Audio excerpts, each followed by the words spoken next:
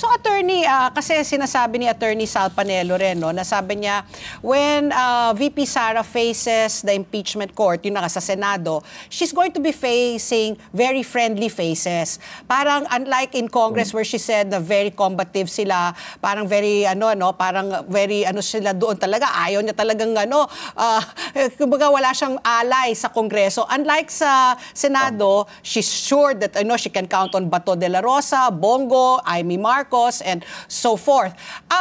Is this also parang a hindi naman delaying tactic, no, kasi base sa nangyari dun sa mga dating mga kaso sa impeachment, it takes parang 2 to 3 months parang case build up, no, to get everybody organized. So is this also something you think that VP Sara is not worried about because she feels that she's in friendly territory when she faces the senators? Hindi mo rin masabi.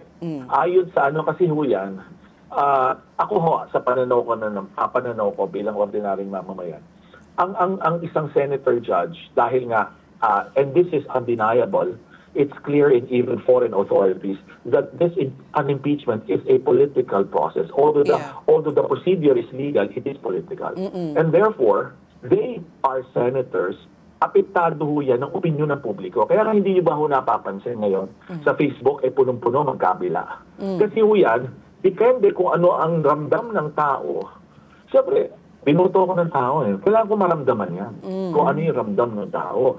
So, yan kung ma-observe nyo, kahit nabalikan nyo yung mga ibang impeachment doon, talagang yung sa prosecution, meron silang media team, meron silang sa defense, meron silang media team, tapos meron silang sariling nilalabas na information, di ba? So, bahala na ang publiko mag-digest doon.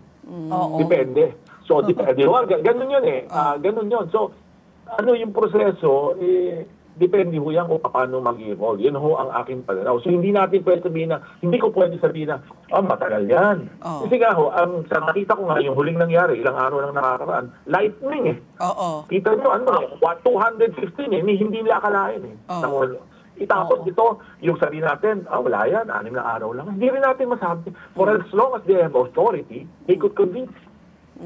Ito naman, meron pa akong isang tanong na what if. Dahil katulad ng Senado, Attorney Franklin, magbabago din ang komposisyon ng mababang kapulungan. Diba? So, the tides may change. Diba? Can the lower house withdraw the impeachment complaint?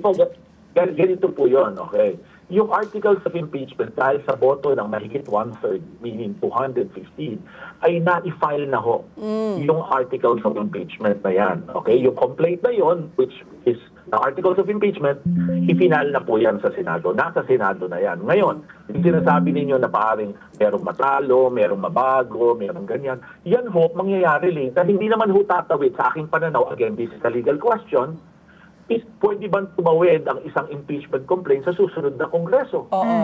Yan po is a very important legal question. Wala pa kasi nangyayari nga. And there is also a provision under the Constitution that you cannot be subject of a complaint twice in the same year. Once a year lang. One impeachment complaint a year. Tama yan. So, kung sigurado yung magkabilang team yan, prosecution, saka yung depensa ngayon, na binubuo nila. Malamang yan talagang inaaral nila mga anggulo na yan. So gusto ko himayin yun, Attorney Franklin, yung factor na yon that the Constitution says that only one impeachment complaint can be filed in a year. And it becomes a legal question, yung sinasabi kung tatawid into the 20th Congress. You're saying na kapag rinefile, hindi na pwede, diba? Parang dalawa na in a year. Effectively. Para ka ng dalawa Para ka ng dalawa Siyempre may mag-a-review yan, ganito. Hindi, may final noong December So pagdedebatihan pa yan. So, jurisprudence kasi nagsasabi na yung proseso mabubuo ng filing kapag naisampa na sa Senado. Ito na, isampa na ngayong taon 2025. Kaya nga yan, it's something na hindi categorically masagot ngayon. Hindi katulad kung walang eleksyon Ito po lahat ng pinag-uusapan natin. Wala lahat ng what if na ito. Correct. Kung ito yung walang eleksyon, wala yung what if natin. Let's get together sa Net 25. Senate 25.